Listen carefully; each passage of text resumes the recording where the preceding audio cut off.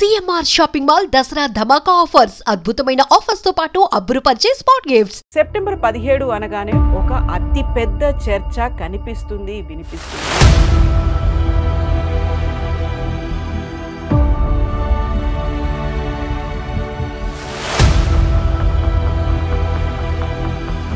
విమోచన దినోత్సవం అంటే హైదరాబాద్ సంస్థానాన్ని మనం భారతదేశంలో కలపడం మాత్రమే కాదు, అప్పటిదాకా జరిగిన వాటన్నిటి కూడా అకృత్యాలు అరాచకాలు విమోచనం కలిగింది అనేటువంటి భావన. మీరు దీన్ని ఎట్లా చూస్తున్నారు? విమోచనం అనగానే మనకి హైదరాబాద్లో ఆపరేషన్ పోలో జరిగినప్పుడు నిజాం సరెండర్ చేశారు.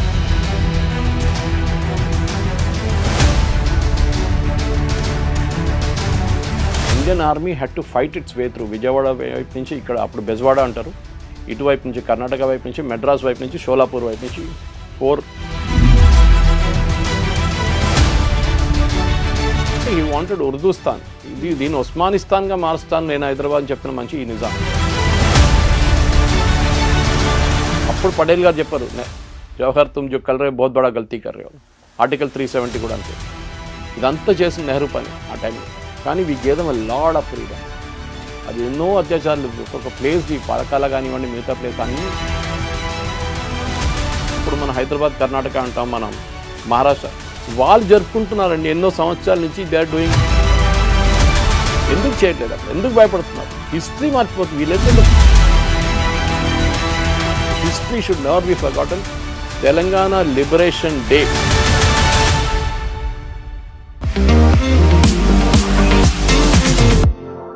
నమస్తే, నేను Kavitha. Welcome to iDream news and నిజాలు. సెప్టెంబర్ 17 అనగానే ఒక అతి పెద్ద చర్చ కనిపిస్తుంది వినిపిస్తుంది. అందులోనూ ప్రధానంగా హైదరాబాద్ సంస్థానం భారతదేశంలో విలీనం అయిందా, విమోచనం జరిగిందా, ఇందులో విద్రోహం అనే మాట కూడా ఎందుకని వినిపిస్తోంది, ఎందుకని సెప్టెంబర్ 17ని లిబరేషన్ డేగా మాత్రమే జరుపుకోవాలి అనేటువంటి భావన ఎందుకని పెరుగుతోంది? మనతో పాటుగా ఉన్నారు సీనియర్ జర్నలిస్ట్ సురేష్ కొచ్చాతిల్ గారు.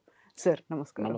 సార్, సెప్టెంబర్ 17 అనగానే ఈ చర్చ అనేది ఆల్మోస్ట్ డికేడ్స్ నుంచి జరుగుతూనే ఉంది, అలా కొనసాగుతూనే ఉంది. సెప్టెంబర్ 17 అంటే ఖచ్చితంగా అది విమోచన దినోత్సవం. అంటే హైదరాబాద్ సంస్థానాన్ని మనం భారతదేశంలో కలపడం మాత్రమే కాదు, అప్పటిదాకా జరిగిన వాటన్నిటి కూడా అకృత్యాలు అరాచకాలు విమోచనం కలిగింది అనేటువంటి భావన. మీరు దీన్ని ఎట్లా చూస్తున్నారు సార్?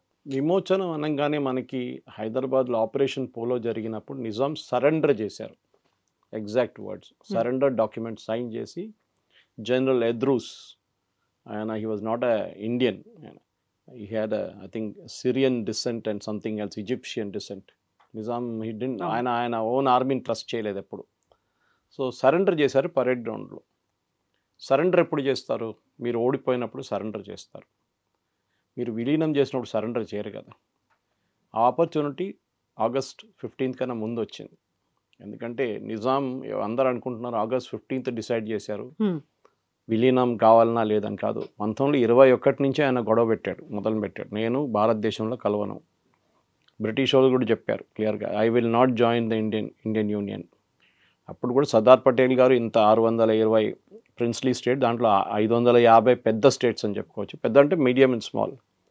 కానీ 4 స్టేట్స్కే ప్రాబ్లం వచ్చింది. దానికోసం ఈ విలీనం అంటే విలీనం అందరూ అయిపోయారు. మిగతా వాళ్ళు అందరూ సంతకం పెట్టేసి, mister Menon, he was secretary to Sardar Patel. ఆయన సర్దార్ పటేల్ గారు ఆలోచించండి ఎంత డీటెయిల్గా జరుగుంటుంది. ఒక సంవత్సరం లోపల, వితిన్ సంవత్సరం కూడా దొరకలేదు వాళ్ళకి time. British parliament resolution pass చేసిన తర్వాత బహుశా 6 నెలలు ఎంత ఉండే అంతే, క్లెమెంట్ అట్లీ గవర్నమెంట్ టైంలో. ఆ టైంలో పాస్ ఓవర్ చేసి అన్నీ ఒక్కొక్క సంస్థానానికి వెళ్ళి స్టేట్తో కూర్చి వాళ్ళు రాజు, చిన్న చిన్న రాజులు, ఒకటి మన శ్రీనగర్ కాలనీ సైజు ఉంటుంది ఒకటి అంతే, వాడు రాజు, అక్కడది రాజు. నేను రానుపో అంటే ఏం చేస్తారు? అక్కడ ఒక పాకిస్తాన్ వచ్చేస్తుంది అడమిట్లో భారతదేశం లోపల. సో ఇట్లా అందరి దగ్గర సంతకం తీసుకొని 4 రాష్ట్రాలే మిగిలింది. టెక్నికలీ స్టేట్స్ అంటారు దాన్ని. అప్పుడు కూడా కంట్రీ అని రికగ్నైజ్ చేయలేదు మనం. ట్రావెన్కోర్ ఒకటి, జూనాగఢ్, కశ్మీర్ అండ్ హైదరాబాద్. దీంట్లో ట్రావెన్కోర్తో మొదలు పెడదాం మనం. ట్రావెన్కోర్లో ఏం జరిగిందంటే, అక్కడ దివాన్ గారు ఉన్నారు, రామస్వామి అయ్యారు. హీ డిసైడెడ్ దట్ నేను ట్రావెన్కోర్ని భారతదేశంలో కలపను, రాజుకి చెప్పేశారు, మార్తాండ్ వర్మ గారికి, వాళ్ళ రాయల్ ఫ్యామిలీకి, that we will not join the Indian union. So ఏం చేస్తారు? ఇండియన్ యూనియన్ జాయిన్ చేయకపోతే అక్కడ ప్రజలందరూ రోడ్డు మీదకి వచ్చేసారు, గొడవ చేయడం మొదలుపెట్టారు. బికాజ్ రామస్వామి అయ్యర్ అనే క్యారెక్టరే వాళ్ళకి నచ్చదు అసలు. Is a very unpopular character ఉండే. ఒకటి he was not technically Malayali and is a Tamilan. Anyway అక్కడ పాలకాడ్ సైడ్ నుంచి వచ్చిన వాళ్ళందరూ మలయాళీ అనుకుంటారు అక్కడ. So that's not an issue. కానీ రాజా ఏం చెప్పారంటే, sorry I have to join the Indian union అనగానే ఈయన పారిపోయాడు అక్కడి నుంచి. And Travancore became a part of Indian union. Junagadh ఇటువైపు గుజరాత్లో, జునగఢ్ రాజా అగైన్ సేమ్ థింగ్, హిందూ, ఆయన ఒక ముస్లిం రూలింగ్ హిందూ ప్లేస్. ఆయనకి కూడా ఇదే కళలు ఉండే, పాకిస్తాన్లో చేరిపోతాను, పాకిస్తాన్తో ఉంటాను. ఈ సెకండ్ ఇన్ కమాండ్, ఆయన ప్రధానమంత్రిగా ఉన్న మనిషి జుల్ఫికార్ అలీ భుట్టో వాళ్ళ ఫాదర్ ఆ టైంలో. ఆయన ఇంకా పిల్లలు పెట్టారు, మనం చేరకూడదు భారతదేశం. ఫైనలీ సర్దార్ పటేల్ గారు అల్టిమేటం ఇచ్చారు. ఇదంతా జరిగింది 47 తర్వాత ఇమీడియట్గా. నేను సీక్వెన్స్గా తీసుకొస్తున్నాను. యాక్చువల్లీ ఫస్ట్ జరిగింది కాశ్మీర్లో, జమ్మూ కాశ్మీర్లో 47లోనే సంతకం పెట్టారు. కానీ it got delayed by few days. దాంతో పాకిస్తాన్ వచ్చి ఒక పోర్షన్ తీసుకెళ్ళిపోయారు అప్పుడు దాకా. అప్పుడు రాజా హరి సింగ్ ఉన్నారు. Accession, that is a different word. ఈ జాయిన్ ద ఇండియన్ యూనియన్, సంతకం పెట్టారు. అది కాదు కదా జరిగింది. జూనగఢ్ పారిపోయాడు, సంతకం పెట్టే క్వశ్చనే లేదు. అండ్ దెన్ ట్రావెన్కోర్ సంతకం పెట్టి జాయిన్ చేశారు ఇండియన్ యూనియన్లో. కొన్ని కండిషన్సే పెట్టారు వాళ్ళు. అక్కడ ఉన్న మహారాజా అయినా అంటే పద్మనాభ స్వామి గుడి, అది it should not be under the control of the government, మేము చూసుకుంటాం గుడిని. They agree. అప్పుడు సర్దార్ పటేల్ గారు very magnanimous. Kashmir sort out అయిపోయింది. కశ్మీర్లో రాజా హరిసింగ్ సైన్ చేశారు. Kashmir is exactly opposite Hyderabad. Hindu Raja ruling over a Muslim population, majority Muslim. ఇక్కడేమో ఒక నిజాం ముస్లిం పాపులేషన్ని, ఆయన ముస్లిం రాజా ఒక హిందూ పాపులేషన్ మీద రాజ్ చేస్తున్నారు. సో పటేల్ గారు జూనగఢ్ సార్ట్అవుట్ చేసుకున్నారు, కశ్మీర్ సార్ట్అవుట్ చేసుకున్నారు, ట్రావెన్కోర్ సార్ట్అవుట్ చేసుకున్నారు. మిగిలింది హైదరాబాద్. భారతదేశం నడిమిట్లో ఒక పెద్ద రాష్ట్రంగా పాకిస్తాన్లో చేరిపోతాను ఫస్ట్ నిజాం కళలు ఉండే. జిన్నా గారు వచ్చారు, ఇక్కడ వచ్చి కలిసారు కూడా ఆయన్ని. ఇన్ఫ్యాక్ట్ చాలా ఇంట్రెస్టింగ్ డైలాగ్ ఉంది. ఐ థింక్ ఆ సినిమాలో కూడా చూపించారు ఇక్కడ కూడా. ఇది జిన్నా ఎప్పుడు సిగార్ తాగుతూనే ఉంటారు. నిజాం ముందు వచ్చి కూర్చొని సిగార్ తాగడం మొదలుపెట్టాడు. నిజాం కోపం వచ్చింది, ఎందుకంటే ఆయన ముందు ఎవరు తాగరు, సిగరెట్ తాగరు, ఏం తాగరు. మాట్లాడుతూ కూడా లో వాల్యూమ్లో మాట్లాడతారు అందరు. ఈయనేమో జిన్నా ఇస్ టిపికల్ సూట్ వేసుకుని వచ్చి యారగెంట్ టైప్. సో అడిగారు నిజాం, నీకేం కావాలంటే మాతో విలీనం అయిపోండి అన్నారు. నేను ఎవరి దగ్గర ఆర్డర్ తీసుకొని అన్నారు నిజాం. నేను నాది తీసుకుంటాను. యాక్చువల్లీ ఇన్నర్లో ఈ వాంటెడ్. ఆ టైంలోనే 20 కోట్ల రూపాయలు ఎంతో ఇచ్చారు పాకిస్తాన్కి, హైదరాబాద్ స్టేట్. ఎందుకంటే రేపు ఏమైనా హెల్ప్ కావాలంటే మేము మాకు హెల్ప్ ఇవ్వాలంటే అప్పుడు జిన్నా చెప్పారంటే మేము చూసుకుంటాను. జిన్నా పాస్ట్ అవే ప్రతి ఎర్లీ. అంత మన ఇండిపెండెన్స్ కాగానే వాళ్ళకి ఒక రోజు ముందు వచ్చింది, మనకు 15th వచ్చింది. జిన్నా 6 or 8 months తర్వాత జిన్నా గారు పాస్ట్ అవే. కానీ హైదరాబాద్ ప్రాబ్లం ఎక్కడ మొదలైందంటే, నిజాంకి ఎప్పుడు ఒక ఈగో ఉండే. నేనే లోకమంతా నాదే, లోకంలో అన్నిటికంటే రిచెస్ట్ మ్యాన్. రిచెస్ట్ అంటే ఏంటి? నిజాం పేదోళ్ళ దగ్గర నుంచి గుంజుకున్న డబ్బులు అది. వీళ్ళందరూ టైమ్ మ్యాగజైన్ కవర్లో richest man in the world, diamond కొనుక్కున్నాడు, రోల్స్ రాయ్స్ తీసుకున్నాడు. చెత్త కోసం వాడేవాడు రోల్స్ రాయ్స్. అది ఈ రాజు కాదు, not Nizam. It was another Raja in Rajasthan. ఆయన్ని ఒకసారి ఇన్సల్ట్ చేశారు లండన్లో వెళ్ళినప్పుడు. ఏంటి ఇది అని చెప్తే ఆయన సరే అని చెప్పి రోల్స్ రాయ్ ఆర్డర్ చేసి అక్కడ స్వీపింగ్ కోసం వాడుకున్నారు రాజస్థాన్లో. అది I don't remember the raja's name. Anyway, so Nizam ఏం చెప్పారంటే, నేను భారతంలో విలీనం కానని ఆ రోజు రాసి ఇచ్చేశారు. సో ఇక్కడ బ్రిటిష్ రెసిడెన్సీ అని ఒక పోస్ట్ ఉండే, ఒకటి British residence. I think Kirk Patrick అనుకుంటా ఆయన పేరు. కోటి ఉమెన్స్ కాలేజ్ ఉంది చూడండి, దాట్ వాజ్ హిస్ హౌస్. కోటి ఉమెన్స్ కాలేజ్ రెసిడెన్సీ అంటారు. ఒక డొమినియన్ స్టేటస్గా ఉన్నప్పుడు కూడా ఆ ఏరియాలో నిజాం వాళ్ళ సైనికులు రారు. కోటి ఉమెన్స్ కాలేజ్ పక్కన, ఇప్పుడున్న కోటి ఉమెన్స్ కాలేజ్ పక్కన అంతా బ్రిటిష్ ఏరియా అని చెప్పుకున్నారు. అదే టైంలో సికింద్రాబాద్ మొత్తం బ్రిటిష్ వాళ్ళ చేతిలో ఉండే. ట్యాంక్ బండ్ యువతల కంప్లీట్గా మీరు ఇప్పుడున్న విక్రమ్పురి కానీ, కార్ఖానా కానీ, Trimulgherry was the main thing. Trimulgherry, Bolarum, Alwal, ఇదంతా బ్రిటిష్ వాళ్ళ కంటోన్మెంట్ ఉండే. ఇప్పుడు కూడా మీరు వెళ్తే అన్ని బ్రిటిష్ బిల్డింగ్లు కనిపిస్తాయి. విన్స్టన్ చర్చిల్ ఇక్కడ హైదరాబాద్లో, సికింద్రాబాద్లో ఉన్నప్పుడు ఉన్న ఇల్లు కూడా ఇప్పుడు కూడా ఉంది. ఆర్మీ వాళ్ళు మెయింటైన్ చేస్తున్నారు బాగా. చర్చిల్స్ డెన్ అని పిలుస్తారు. సో నిజాం ప్రాబ్లం ఏంటంటే, ఆయనకి ఈ వాంటెడ్ బి ఇండిపెండెంట్. పటేల్ గారు ఒప్పుకోలేదు. I will not agree to it. Nehru కొంచెం సాఫ్ట్ కార్నర్ నిజాంకి. ఉండనండి, ఒక సంవత్సరం టైం ఇద్దామని చెప్పి ఒక అగ్రిమెంట్ సైన్ చేశారు, కాల్డ్ స్టాండ్ స్టిల్ అగ్రిమెంట్. అంటే ఎక్కడున్నాం అక్కడే ఉన్నాం. పటేల్ అప్పుడు కూడా ఏమన్నానంటే, డిఫెన్స్, ఫైనాన్స్, ఎక్స్టర్నల్ అఫేర్స్, ఇంకా 2-3 మేజర్ డిపార్ట్మెంట్లు అంతా మేము చూసుకుంటాం. మీరు ఇంటర్నల్గా మీరు నడిపించుకోండి. But these 5-6 department first agree చేశారు, దాని తర్వాత బ్యాక్అవుట్ చేశారు. ఓకే. ఎందుకంటే నిజాం దగ్గర కూడా ఆయన డిసిషన్ మేకింగ్ అంటే ఒక స్టేబుల్గా ఉంటాడు, ఒక అనదర్ వర్షన్ ఆఫ్ ట్రంప్ అనమాట. ఒకరోజు ఒకటి చెప్తాడు, నెక్స్ట్ డే ఇంకోటి చెప్తారన్నమాట. సో నిజాంకి ప్రాబ్లం అంటే లియాఖత్ అలీ కానీ వాళ్ళ ప్రధానమంత్రి కానీ, మిగతా దానికన్నా ముందు ఇంకో ప్రధానమంత్రి కానీ, వీళ్ళందరూ ఎవరు, కిషన్ ప్రసాద్ వెళ్ళిన తర్వాత Hyderabad was never stable politically. Maharaj Krishna Prasad ఉన్నప్పుడు, వాళ్ళ ఫాదర్ ఉన్నప్పుడు, ఈ నిజాం కన్నా ఫాదర్, వాళ్ళ ఫాదర్ ఉన్నప్పుడు స్టేబుల్గా ఉన్నారు. ఐ థింక్ 5th నిజాం తర్వాత I was out of favour Kishan Prasadji. So హైదరాబాద్లో జరిగిన అత్యాచారాలు, ఎందుకంటే అదే మెయిన్ ప్రాబ్లం ఉండే.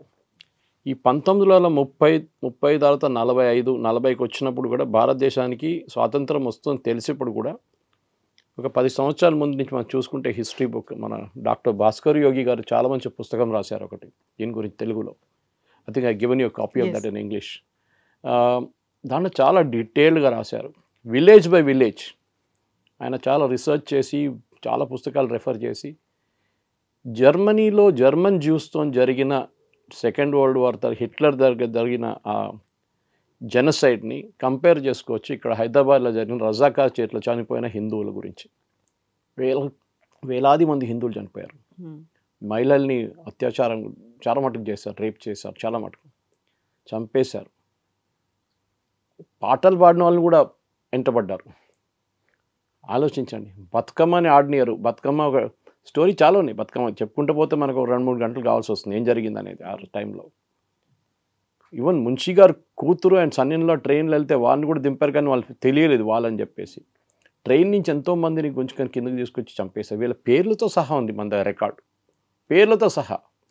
కానీ గవర్నమెంట్ ఆఫ్ ఇండియా ఆ రోజు ఆపరేషన్ పోలో జరిగిన తర్వాత September 17, 1948 ఇండియన్ యూనియన్లో లిబరేట్ చేసి హైదరాబాద్ సరెండర్ యాక్సెప్ట్ చేసిన తర్వాత కాజిం రిజ్వీ ద మెయిన్ విలన్, అంటే మన హిట్లర్ కన్నా ఒక 10 steps అహెడ్ ఆయన, అంతా బ్లడ్ థ్రస్టీ అన్నమాట. ఆయన్ని జైల్లో ఉంచారు కొన్ని రోజులు. దాని తర్వాత ఆయన్ని పాకిస్తాన్ పంపించేశారు. ఎందుకు చేశారో తెలియట్లేదు, నెహ్రూ గారు ఎందుకు చేశారని. We should not have agree, ఎందుకంటే హీ వాజ్ రెస్పాన్సిబుల్. ఇప్పుడు ఇప్పుడు మన జ్యూస్ గురించి హిట్లర్కి టైంలో జరిగిన అత్యాచారాలకి వాళ్ళ మొత్తం entire Hitlers second in command, third in command అందరినీ తర్వాత న్యూరంబర్గ్ ట్రయల్స్కి తీసుకొచ్చారు. ఈవెన్ సెక్యూరిటీ గార్డ్ని వాళ్ళు తీసుకొచ్చారు, ట్రయల్ చేసి హ్యాంగ్ చేసేస్తారు, ఉరి చేసేస్తారు. ఇక్కడ కూడా జరగాలి ఉండే, ఎందుకు జరగలేదు? అది మన నెహ్రూ గారి ముస్లిం ప్రేమతోనే జరిగిందనమాట. Anyway it's a separate story. కానీ హైదరాబాద్లో జరిగిన అత్యాచారాల గురించి ఇక్కడ ఉన్న పిల్లలకు తెలియదు. ఇప్పుడు పరేడ్ గ్రౌండ్లో ఒక ఎగ్జిబిషన్ పెట్టారు, చాలామంది పిల్లలు వస్తున్నారు, బస్సులో వచ్చి చూసి వెళ్ళిపోతున్నారు. కానీ పిల్లలకి అసలు ఏం జరిగింది అనేది టెక్స్ట్ బుక్స్లో ఉండాలి. మన టెక్స్ట్ బుక్స్లో ఎక్కడ లేదు. టెక్స్ట్ బుక్లో మ్యాక్సిమం ఉంటుంది operation polo, major general Chaudhuri, Rudra, ఇట్లాంటి పేర్లు మీకు వినిపిస్తుంది అంతే, రాజేందర్ సింగ్ జీ. కానీ అది 3 రోజులే ఉండే ఆపరేషన్ పోలో. 13th మొదలైంది, 17th ఫినిష్ అయిపోయింది. కానీ హైదరాబాద్ స్టేట్ అనగానే మన హైదరాబాద్ సిటీ అనుకోకూడదు. It was right till Manmad దాకా ఒకవైపు, ఇటువైపు బీదర్ వైపు. సో కర్ణాటక, మహారాష్ట్ర అండ్ తెలంగాణ, ఆంధ్ర వైపు ఎక్కువ లేకుండా టిల్ మెడ్రాస్. ఈ హైదరాబాద్ స్టేట్ని ఇక్కడ జరిగిన ఎంతమందిని చంపారు అని తీసి లిస్ట్ తీస్తే మీకు 2000 నుంచి 3000 మంది పేర్లు వస్తాయి మీకు, రికార్డెడ్ నేమ్స్ ఫ్రమ్ ఆర్కైవ్స్. వాళ్ళ ఫ్యామిలీస్ ఇప్పుడు కూడా మనకు తెలుసు ఏమేమి అత్యాచారాలు జరిగినాయి, ఎంతమందిని ఒకటేసారి చెట్టుకు వేలాడదీశారు, ఉరి తీశారు. అట్లాంటి చాలా ఇన్స్టెన్సెస్ ఉన్నాయి. మీరు చెప్పుకుంటూ పోతే పెద్ద పెద్ద స్టోరీస్ ఉన్నాయి దాని మీద. కానీ చాలా ఇంపార్టెంట్ ఏంటంటే అది మర్చిపోకూడదు ఎప్పుడు ఏం జరిగింది అనేది. Why did it happy?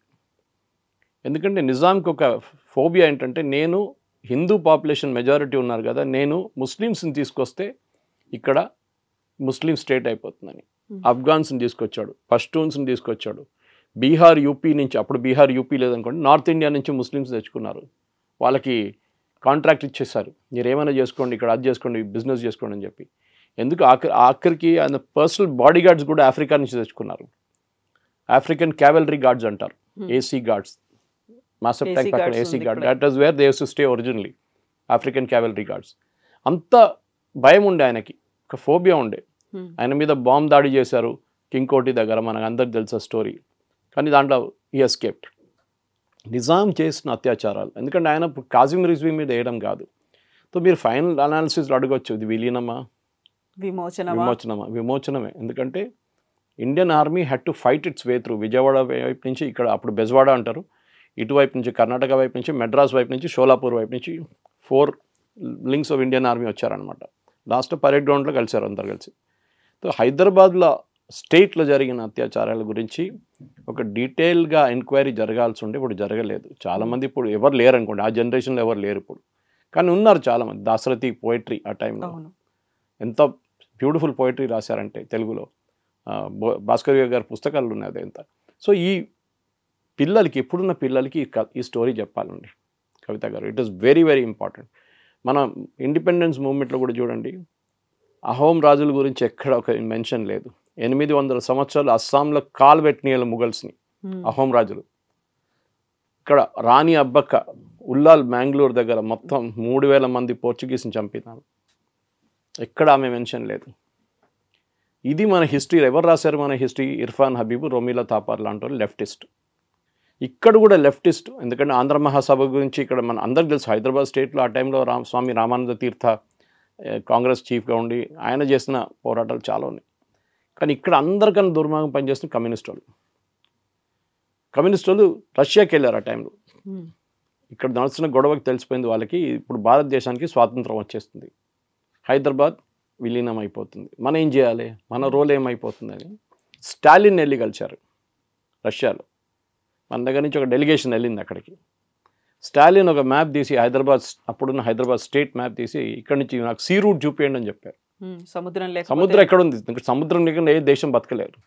Nepal పరిస్థితి చూస్తున్నాం కదా ఇప్పుడు. సముద్రం కావాల్సిందే, ఎందుకంటే అక్కడి నుంచి మనకి యాక్సెస్ ఉంటుంది, అన్ని షిప్స్ వస్తుంది, మిగతా అన్నీ వస్తుంది. లేదని చెప్పారు. దాంతో నేనేం చేయను చెప్పేసి ఆయన రిజెక్ట్ చేశారు. కానీ మన వాళ్ళు తిరిగి వచ్చి స్టాలిన్ చాలా హ్యాపీ ఉన్నారని చెప్పారు. కానీ వాళ్ళు అక్కడి నుంచి ఒక స్టేట్మెంట్ ఇష్యూ చేశారు, స్టాలిన్ హజ్ రిజెక్టెడ్ హైదరాబాద్స్. వీళ్ళేమనుకున్నారు, రష్యన్స్ హెల్ప్ తీసుకొని రష్యన్ టెరిటరీని భారతదేశంలో క్రియేట్ చేద్దామని చెప్పి, కమ్యూనిస్ట్ క్యూబా లాంటి, ఇప్పుడున్న నార్త్ కొరియా లాంటి ఒక దేశం తయారు చేద్దాం భారతదేశం నడిమిట్లో, ఒక కమ్యూనిస్ట్ హార్ట్ ల్యాండ్. నిజాం ఏమో ఇస్లామిక్ అంటున్నారు, ఈయనేమో కమ్యూనిస్ట్ అంటున్నారు. నిజాం ప్రాబ్లం ఏంటంటే ఆయన క్యాలిఫేట్ క్లెయిమ్ చేస్తున్నారు. ఆల్రెడీ టర్కిష్ క్యాలిఫేట్ పోయింది ఆ టైంకి. సో ఒక లీడర్ అది ముస్లిం వరల్డ్ అని చెప్పి నేను అయిపోతాను అనుకున్నారు ఆయన, కానీ ఆయనకు కాలేదు. ఇప్పుడు చాలామంది అంటారు నిజాం రైల్వే ట్రాక్లు కట్టారు, కాయిన్స్ ఇంట్రడ్యూస్ చేశారు, మింట్ కాంపౌండ్ దగ్గర ఎలక్ట్రిసిటీ స్టేషన్ పెట్టారు. కరెక్టే, ఎవరి కోసం పెట్టారు? ఎవరి కోసం? ఎవరు డబ్బులు? చాలా మట్టుకు మీరు చూస్తే బ్రిటిష్ వాళ్ళతో చేపించారు ఇదంతా. ఇప్పుడు బొలారం రైల్వే స్టేషన్ ఉంది, చాలామంది అడుగుతారు బొలారం పేరు ఎట్లా వచ్చిందని. అప్పుడు రైల్వే ట్రాక్ ఎత్తుకుని పోతున్న వాళ్ళని, వాళ్ళు చాలా హెవీ ఉంటుంది కదా, మెషిన్ ఏం లేదు ఆ టైంలో, ఎత్తుకెళ్ళాలి రైల్వే ట్రాక్, పెద్ద పెద్ద పట్రీలు, బోలోరామ్ అంటారు వాళ్ళు. సో అట్లా చెప్పుకుంటే అది బొలారం అయిపోయింది అక్కడ. సో అట్లాంటి చాలా స్టోరీస్ ఉన్నాయి. సో బ్రిటిష్ వాళ్ళు డెవలప్ చేసింది చాలా మటుకు ఇన్ఫ్రాస్ట్రక్చర్ మన దగ్గర ఉంది. కానీ హైదరాబాద్లో జరిగిన అత్యాచారాలకి ఇవాళ దాకా ఎవరు జవాబు చెప్పట్లేదు. ఇప్పుడు ఓవైసీ గారు ఏమంటారంటే, యాక్చువల్లీ ముస్లిం చంపారు చాలామంది, సుందర్లాల్ కమిషన్ అని చెప్పి ఏదో కమిషన్ పెట్టారు నెహ్రూ. ఆ కమిషన్ రిపోర్ట్ని మీరు బయటికి తీయండి, దాంట్లో ముస్లిమ్స్నే హిందువులు చంపారని చెప్పి. అది ఎట్లా అవుతుందండి? నిజాం పరిపాలిస్తున్నాడు, కాసిం రిజ్వీ రజాకార్లు ఉన్నారు, వేలాది మందిని చంపితే హిందువులు ఎట్లా చనిపోయారండి? హిందువులనే చంపారు వాళ్ళు, ముస్లిమ్స్ ఎట్లా చనిపోయారు మళ్ళీ? అది ఏమైందంటే ఇండియన్ ఆర్మీ వస్తున్నప్పుడు ఇండియన్ ఆర్మీ చాలామంది రజాకార్లని చంపారు. విజయవాడ వైపు కానీ బెజవాడ వైపు నుంచి వచ్చినప్పుడు కానీ ఇక్కడ బీబీనగర్ దగ్గర చాలా మటుకు బ్రిడ్జులు వీళ్ళు పేల్చడానికి ట్రై చేశారు. దాంట్లో చాలామంది వాళ్ళే చనిపోయారు, బాంబులు ముందే వెళ్ళిపోయిందనమాట. అది కాకుండా బీదర్ ఎయిర్ ఫోర్స్ దాని మీద బాంబింగ్ చేశారు ఇండియన్ ఎయిర్ ఫోర్స్. అప్పుడు ఇండియన్ ఎయిర్ ఫోర్స్ చాలా న్యూగా కొత్తదండి, అప్పుడు ఒక సంవత్సరం కూడా కాలేదు. సో మన in fact the commander of the operation butcher was a Britisher, and ఆయన పటేల్ గారు పిలిచి హైదరాబాద్లో ఆపరేషన్ పోలో స్టార్ట్ చేయండి అని చెప్పారు. అప్పుడు ఈయనేమన్నారు, నా 13th స్టార్ట్ ఎట్లా చేస్తాం సార్, 13th అన్లక్కీ నెంబర్ అని చెప్పారు. సో గుజరాతీస్కి 13 is a lucky number. Patel గారు చెప్పారు 13th ఎందుకు, మాకు లక్కీ నెంబర్ ఇవాళ స్టార్ట్ చేసుకోని చెప్పారు ఆపరేషన్ పోలో. నీకు అంత ప్రాబ్లం ఉంటే 12వ తారీఖు స్టార్ట్ చేద్దాం అన్నాను. బుచ్చర్ అగ్రీ చేయలేదు. Butcher said no, I will not participate అనగానే పటేల్ గారు రాజేందర్ సింగ్కి కమాండ్ ఇచ్చారు, యు గో అని చెప్పారు. ఇప్పుడు కూడా బొలారంలో యాప్రాల్ వైపు పెద్ద ఇన్స్టిట్యూట్ ఉంది, ఆర్ఎస్ఐ ఇన్స్టిట్యూట్ ఉంది, Rajender Singh institute is named after him. So హైదరాబాద్లో జరిగిన ఆ అల్లర్ల గురించి ఇక్కడున్న ప్రజలకి అస్సలు ఏ ఐడియా లేదు. కే ముంచి గారు ఒక బుక్ రాశారు, దాన్ని తెలుగు ట్రాన్స్లేషన్ చేసి రాకా సుధాకర్ గారు రేపు అనుకుంటాను 17th రోజు భద్రకా కాలేజీలో ఫంక్షన్ పెట్టారు, రిలీజ్ దాన్ని తెలుగు వర్షన్ అనమాట. ఇది చదవాలండి. ఇట్లాంటి బుక్లు భాస్కర్ యోగి బుక్లు కానివ్వండి, రాకా సుధాకర్ గారు ట్రాన్స్లేట్ చేసిన కేఎం మున్షి గారి బుక్ అని అందరూ చదవాలి. ఎందుకంటే KM Munshi was Hyderabad's agent, Indian government agent in Hyderabad. మనందరూ తెలుసు భారతీయ విద్యాభవన్ స్టార్ట్ చేసింది మున్షి గారు. ఆ టైంలో కూడా సైనిక్పురి దగ్గర చాలా పెద్ద స్కూల్ కట్టారు ఆయన అది ఆ టైంలో. సో మనం హైదరాబాద్ డిస్ప్యూట్ లేదు, విలీనం కాదు, విమోచనమే జరిగింది.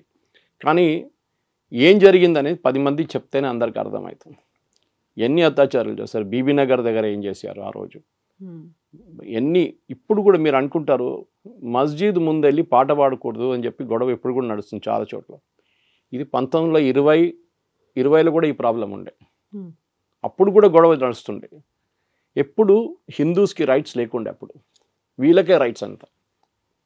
ఎందుకంటే ఏమైనా అంటే పోలీసు వాళ్ళంతా వాళ్ళ చేతిలో ఉన్నారు, గవర్నమెంట్ నిజాందే, నిజాం వాజ్ పవర్లెస్, గవర్నమెంట్ నడిపిస్తుంది రజాకార్ నడిపిస్తుంది కాజిం రివ్యూ చెప్పిన మాటలు అందరు వింటారు.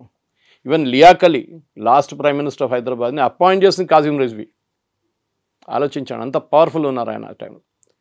నిజాంకి సరెండర్ చేయడానికి మన ఆల్ ఇండియా రేడియో, మన పబ్లిక్ గార్డెన్స్ ముందు ఆల్ ఇండియా రేడియోలో, డెక్కన్ రేడియో దాని పేరు, ఆ టైంలో అనౌన్స్ చేయడానికి వెళ్ళారు, నేను సరెండర్ చేస్తున్నాను అని చెప్పి. ఆపారు కాజిం రిజ్వీ, మీరు సరెండర్ చేయకూడదు అని చెప్పేసి. ఆలోచించండి, అంత పవర్ఫుల్ ఉండే ఆయన. కానీ ఇల్ ప్రిపేర్డ్ ఆర్మీ, ఎందుకంటే వాళ్ళ దగ్గర ఎక్కువ ఏం చెప్తారు ఆయుధాలు లేవు, ఏం లేవు. సిడ్నీ కాటన్ అని ఒక బ్రిటిషర్ ఉండే, ఆయన మన Hakimpet Bidar air force base use చేసి, ఆ టైంలో కూడా ఉంది హకీంపేట్ బీదర్ అంతా, అక్కడ ఆయుధాలు తీసుకొని ట్రై చేశారు, తీసుకొచ్చారు కానీ వాడలేకపోయారు అది ఇండియన్ ఆర్మీ వచ్చేదాకా. సో హైదరాబాద్ ఈ విలీనం అని చెప్తారు కమ్యూనిస్ట్ వాళ్ళకి, కానీ కమ్యూనిస్ట్ వాళ్ళు లాస్ట్ ఆ లైన్ యూజ్ చేశారు. That's irony of it. విమోచనానికి కొట్లాడిన కమ్యూనిస్టులు ఆంధ్ర మహాసభ నుంచి బయటికి వచ్చి వాళ్ళు ఫస్ట్ దాంట్లో ఉన్ని దూరిపోయారు మెల్లగా. మన కాంగ్రెస్ వాళ్ళకి తెలియదు వీళ్ళు కమ్యూనిస్ట్ వాళ్ళు ఎట్లా గేమ్ ఆడతారని. లాస్ట్కి వాళ్ళకి తెలిసింది. అది చాలా పెద్ద పెద్ద ఫిగర్స్ ఉన్నారు, కొండా లక్ష్మణ్ బాపూజీ గారు కానివ్వండి, కేవీ రంగారెడ్డి గారు, పెద్ద పేర్లు చెప్పుకుంటే పోతే మేధావులు ఉన్నారనమాట. కానీ ప్రాబ్లం వాజ్ ఈ కమ్యూనిస్ట్ వాళ్ళు ఏం చేశారు, మొత్తం మూమెంట్ని హైజాక్ చేసేసారు. నిజాం వ్యతిరేకంగా కొట్లాడే బదులు ట్రాక్ మార్చేసి జమీందారులు, పట్వారీలు, దేశ్ముఖీలు వీళ్ళు పెద్ద నిజాం కన్నా డేంజరస్ అని చెప్పి కమ్యూనిస్ట్ వాళ్ళు వాళ్ళ మీద దాడి చేయడం మొదలుపెట్టారు. తెలంగాణ సాయుధ రైతాంగ పోరాటం అనేది కూడా కరెక్ట్. ఇప్పుడు ఆలోచించి అదే నక్సలిజం తర్వాత నక్సలిజంగా మారింది. కమ్యూనిస్ట్ వాళ్ళకి ఇనిషియల్ ఏముండంటే నేను చెప్పినట్టు వాళ్ళకి కమ్యూనిజం ఇక్కడ ఒక కమ్యూనిస్ట్ స్టేట్ తయారు చేయాలని ఉండే వాళ్ళ స్ట్రాటజీ. నిజాం ఎట్లని పోతాడులే, భారతదేశంలో విలీనం కాకూడదు, ఇది కమ్యూనిస్ట్ స్ట్రాటజీ ఉండే ఆ టైంలో. మగ్దూన్ మొయిదీన్ చాలామంది ఉన్నారు పేర్లు చెప్పుకుంటూ పోతే. సో కమ్యూనిస్ట్ వాళ్ళ రోల్ కూడా దీంట్లో ఎగ్జామిన్ చేయాల్సింది, ఎందుకంటే again it's a big subject. వాళ్ళు చేసిన అత్యాచారాలు, వాళ్ళు చేసిన కుట్రలు చాలా ఉన్నాయి దీంట్లో. భారతదేశంతో ఉన్న మనుషులు ఒకరోజు ట్రాకే మార్చేశారు. MIM party, communal MIM party, అందరూ హిందువులు చంపుతున్నారని చెప్పి ఎంఐఎం పార్టీని ఒక్కటే రోజులో మొత్తం ట్యూన్ మార్చేసి ఎంఐఎం చాలా secular party, MIM should be respected అని చెప్పి స్టోరీ మార్చేశారు కమ్యూనిస్ట్ వాళ్ళు. I'm talking of 1930, 1940. ఇది కమ్యూనిస్ట్ వాళ్ళ యాక్చువల్ రోల్. సో ఇక్కడున్న ఆర్య సమాజ్ కానివ్వండి, Arya Samaj had a great role, చాలా పెద్ద రోల్ ప్లే చేశారు ఆర్య సమాజ్. కాంగ్రెస్ కూడా మనం క్రెడిట్ ఎక్కడ ఇంగ్లీష్లో అంటారు give credit where it is due అని చెప్పి, కాంగ్రెస్ వాళ్ళు కూడా స్వామి రామానంద్ తీర్థ కానీ మిగతా వాళ్ళందరూ they really fought for it. చెప్పుకుంటూ పోతే పెద్ద ఒక లిస్ట్ ఉంది కాంగ్రెస్ లీడర్స్ కూడా. కానీ ఆ టైంలో జరిగిన దాంట్లో ఆర్య సమాజ్ని పక్కన పెట్టారు. తర్వాత కమ్యూనిస్ట్ వాళ్ళు అందరికన్నా పెద్ద గొడవ కమ్యూనిస్ట్ వాళ్ళు ఏం భయం ఉండంటే హిందువులు కంప్లీట్ యునైటెడ్ అయిపోతారు. అప్పుడు ఒక జనసంఘ్ లేదు, ఎవరు లేరు ఆ టైంలో. Arya Samaj was representing Hindus ఆ టైంలో. ఆర్య సమాజ్కి రోల్ ఇవ్వకూడదు, ఆర్య సమాజ్ దీంట్లో రోల్ లేదని చెప్పాలని చెప్పి వాళ్ళు చాలా ట్రై చేశారు. అది మనకు అందరికి తెలుసు ఆర్య సమాజ్ ఏం చేశారు ఆ టైంలో. వాళ్ళు స్పెషలీ ఘర్వాపసి చేయడంలో చాలా మటుకు వాళ్ళు ట్రై చేశారు ఆ టైంలో. అది కాకుండా హిందువుల్ని జాగృతం చేయడానికి ఎక్కడెక్కడ వరంగల్ నుంచి మొత్తం తెలంగాణ మొత్తం వాళ్ళు తిరిగారు వాళ్ళ ట్రూప్స్. ఎక్కడెక్కడ వాళ్ళ దాంట్లో కూడా చాలామందిని చంపారు రజాకారులు. సో ఆర్య సమాజ్ రోల్తోనే కాంట్రవర్సీ స్టార్ట్ అయింది. ఆంధ్ర మహాసభని ఫస్ట్ ఉన్న ఎడిషన్లో, సెకండ్ ఉన్న edition, third, fourth conference, fifth conference అది బాగా జరిగింది. కానీ లాస్ట్కి వచ్చేదాకా మొత్తం స్టేజ్ మీద కొట్టుకున్నారు. They said we are nothing to. ఇంకా చెన్నారెడ్డి గారు అందరూ ఉన్న టైంలో వీళ్ళు వెళ్ళిపోయారు స్టేజ్ మీద నుంచి, కాంగ్రెస్ లీడర్స్ అందరూ. మాకు వద్దు, వీళ్ళతో అసలు సంబంధమే లేదని చెప్పి, ఆంధ్ర మహాసభతో మనం కమ్యూనిస్ట్ వాళ్ళు హైజాక్ చేసుకున్నారని చెప్పి. So forget the story of surrender జరిగింది. ఆ పిక్చర్ ఇప్పుడు కూడా ఉంది. తర్వాత పటేల్ గారు బేగంపేట ఎయిర్పోర్ట్ వచ్చినప్పుడు దండం పెట్టి నిజాం దండం పెట్టారు ఆయనకి. That is the act of, ఎక్కడ ఎంత హ్యారగెంట్గా మాట్లాడే మనిషి లాస్ట్ పటేల్ గారి ముందు తల ఉంచి యూనో లిటరలీ అపాలజైజ్ చేసుకున్నారు ఆ చేసిన అత్యాచారాలకి. పటేల్ గారికి ఒక సాఫ్ట్ కార్నర్ ఉండే నిజాంతో, అదే ప్రాబ్లం ఉండే, దానికోసం ఆయన ఈజీగా పోనిచ్చారు. తర్వాత ఇందిరాగాంధీ గారు ప్రైవీ పర్సెస్ అబాలిష్ చేసిన తర్వాత నిజాం దగ్గర ఉన్న డబ్బులన్నీ పోయినాయి. నేను ఇప్పుడు కూడా చెప్తున్నానండి, నిజాంకి డబ్బులు ఎందుకు ఇచ్చారు మళ్ళీ రిటర్న్? ఇప్పుడు మనకు ఇప్పుడు కూడా అంటాం జేకబ్ డైమండ్ ఉంది 400 కోట్లు. ఎవరు డబ్బులు అండి? ఎవరబ్బా సొమ్ములు ఇదంతా? ఎవరయ్యే సొమ్ములు ఇదంతా ప్రజల సొమ్ము. అది తీసుకొని ఆడుకున్నారు వీళ్ళు. ఇప్పుడు ఆలోచించండి, ఇప్పుడు ఇండియాలో భారతదేశంలో ఉన్న గవర్నమెంట్ ప్రజలు డబ్బులు అన్నీ తీసుకొని డైమండ్లు కొనడము, గోల్డ్ కొనడము, రోల్స్ రాయ్స్ కొనడం పెట్టుకుంటే ఎట్లా ఉంటుందండి? పేదోళ్ళు ఇక్కడ తెలంగాణ వైపులో ఆ టైంలో తినడానికి తిండి లేదు.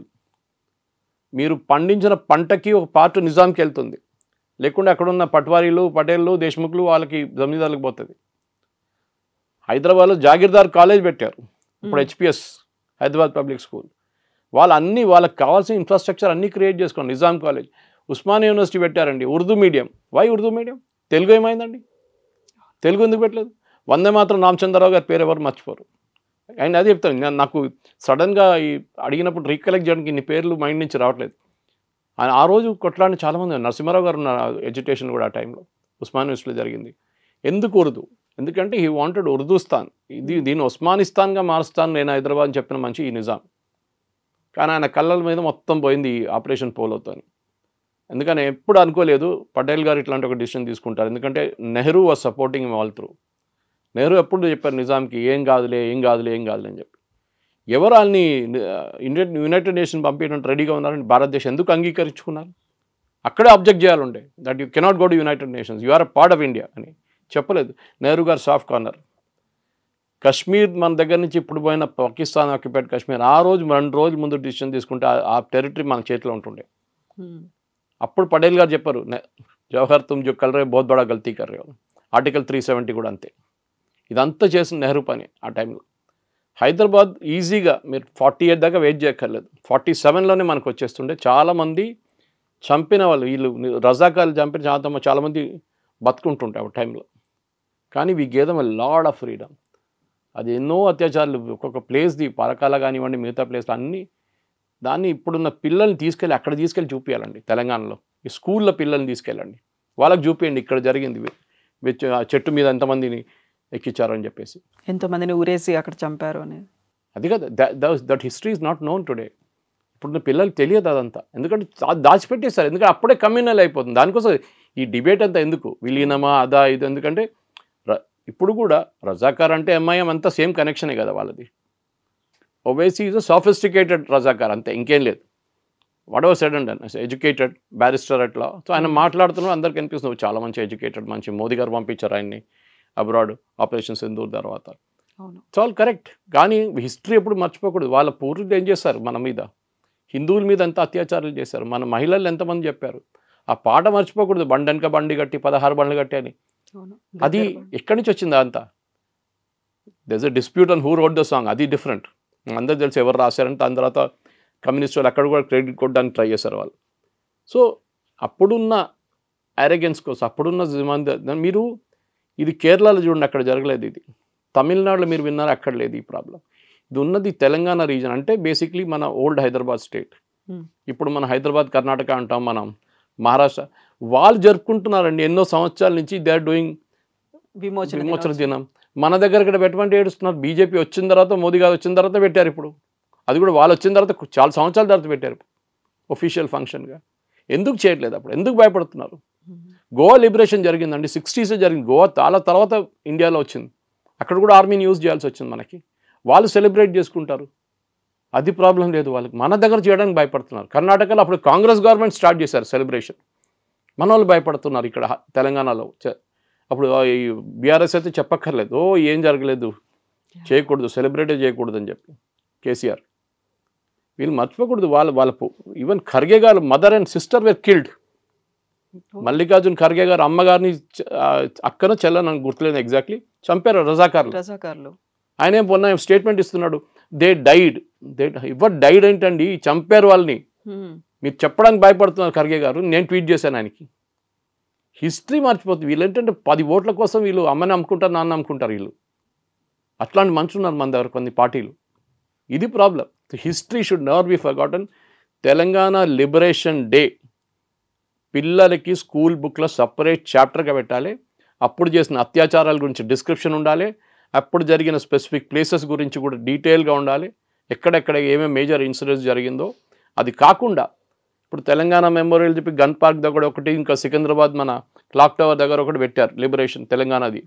అది పిల్లలు అప్పుడు జరిగిన అది ఫైటింగ్ దాంట్లో జరిగిన దానికి పెట్టారు. ఇప్పుడు వాళ్ళు చెన్నారెడ్డి మనోళ్ళని కాల్ చంపారు కదా 3. నేను ఉన్నా ఉస్మానియాలో ఆ టైంలో స్కూల్లో చదువుకుంటున్నాను. 1969 I was born in 62. So I stayed in there only in that place. ఆ టైంలో ఎంతమంది, ఫస్ట్ కాచిగూడలో ఉంటుండే మేము.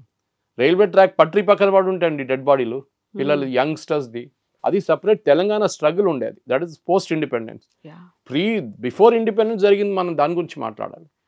అదేలాగా తెలంగాణ హైదరాబాద్ నడిమిట్లో ఎక్కడైనా పెట్టండి, ఇందిరా పార్క్ అయినా పెట్టండి, లేకుంటే సిటీ నడిమిట్లో ఎక్కడ పెద్ద ప్లాగ్ పెట్టి తెలంగాణ విమోచనం కోసం ఆ టైంలో కొట్లాడిన వాళ్ళు, ఆ టైంలో చనిపోయిన వాళ్ళు అందరి పేర్లు పెట్టాలండి. ఎక్కడో పల్లెటూరులో కాదు, అక్కడ పెట్టండి, కరెక్ట్ నోపురాలు. సిటీ లోపల కూడా ఉండాలి, పెద్ద మెమోరియల్ ఉండాలి ఒకటి. There everybody's name. ఇప్పుడు మనం మార్టర్స్ మెమోరియల్ అని చెప్పి ఆర్మీ వాళ్ళు పెట్టారు ఢిల్లీలో, అట్లనే same thing should be done here because they are also martyrs. Hyderabad కోసం పేర్లు ఎన్ని ఉన్నాయండి అట్లాంటివి, చాలామంది. తుపాకీలు తీసుకొచ్చి ఎక్కడి నుంచో రేడియో స్టేషన్ స్టార్ట్ చేశారు మన వాళ్ళు. ఎక్కడి నుంచో స్మగుల్ చేసుకొచ్చి రేడియో స్టేషన్ పెట్టి దాని నుంచి బ్రాడ్కాస్టింగ్ మొదలుపెట్టారు. ఎందుకంటే ఇక్కడ డక్కన్ రేడియో అని ఉండే ఒకటి, అప్పుడు షోయబుల్లా ఖాన్ని చంపారు సిటీలో, మన అందరూ తెలుసు. హి వాజ్ ద ఫేమస్ జర్నలిస్ట్. చేయి కోసేసారంట 2 చేతులు రోడ్డు మీద.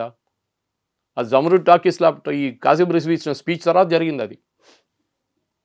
ఎందుకంటే అప్పుడున్న పత్రికలు అన్నీ నిజాం జిందాబాద్. అప్పుడు ఉర్దూ పత్రికలు అన్నీ ఒకటో 2 ఇంగ్లీష్ పత్రికలు, మన డెక్కన్ క్రానికల్ ఉండే టైంలో 1-2 హిందీ ఉండే. వాళ్ళు ఒకటే జిందాబాద్ వాడలేదు, కానీ వాళ్ళని బంద్ చేసి పడేశాడు నిజాం.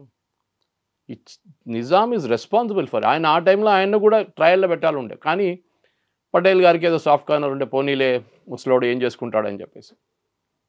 కానీ దే రియలీ సిటీ అప్పుడు జరిగిన కన్వర్షన్స్ కవిత గారు మొత్తం అప్పుడు హరిజన్స్ అంటారు, ఇప్పుడు మన పదం వాడట్లేదు, దళిత్స్ అంటాం మనం. దళిత్స్ని కన్వర్ట్ చేశారు వీళ్ళు.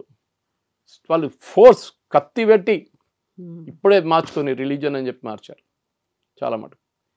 సినిమాలు తీశారు అక్కడిక్కడ, మన గూడు నారాయణ రెడ్డి గారు రజాకార్ తీశారు, కానీ the entire story was not told in that. చెప్పారు చాలా మటుకు, దాంట్లో చాలా కట్స్ చేసేసారు సెన్సార్ బోర్డు వాళ్ళు. కానీ జరిగిన అత్యాచారాలకి government of India should publish a complete record. ఎవరు జరిగింది, ఎవరు ఏం చేశారని చెప్పి చాలా పుస్తకాలు ఉన్నాయి. ఇప్పుడు చెప్పినట్లు ముంచి గారి బుక్ ఉంది, మన భాస్కర్ యోగి గారి బుక్ ఉంది, అన్నీ తీసి చాలా మటుకు research paper state archive library తార్నాకాలో ఉంది, అక్కడ తీసుకొని డీటెయిల్ తీసుకొని మొత్తం ఒక కన్సైజ్ కంపెండియం 5-6 సంవత్సరాలు తీసుకోండి. It should be publish so that పిల్లలకి కూడా చెప్పాలి ఇది ఏం జరిగింది ఆ రోజు. That should be very very clear. Complete record చేసి ఇన్ఫాక్ట్ నేను చెప్పినట్లు ఆ మార్టర్స్ కూడా వాళ్ళ పేర్లు కూడా సిటీలో ఎక్కడో ఒక చోట్ల పెట్టాల్సింది. అది అందరిది ఆల్మోస్ట్ ఐ థింక్ 2000-3000 నేమ్స్ వచ్చేస్తుంది దాంట్లో చనిపోయిన వాళ్ళది, అదంతా అక్కడ పెట్టాల్సింది. Yes sir, thank you so much sir. Thank you. And don't forget to subscribe to iDream. And for more videos, please subscribe to iDream. Please subscribe to iDream. Please subscribe iDream. And please subscribe to iDream. For more videos, subscribe to iDream. please like, share and subscribe to the channel. Congratulations, iDream. Subscribe to iDream. Subscribe to iDream. So subscribe to iDream Media. iDream ki iDream team andarki huge congratulations. Please subscribe iDream Media. Please subscribe to iDream. Subscribe iDream. Please subscribe to iDream. iDream అంటే నా కళల channel subscribe చేసుకున్న నోరు తిరుగుతలేదు, మీరైతే గంట గుర్తు కొట్టండి. For more such videos, please subscribe to iDream. Subscribe to iDream. Please subscribe to iDream. Please subscribe iDream Media. Please do subscribe to iDream. Please subscribe to iDream Media. For best entertainment and information, please subscribe iDream.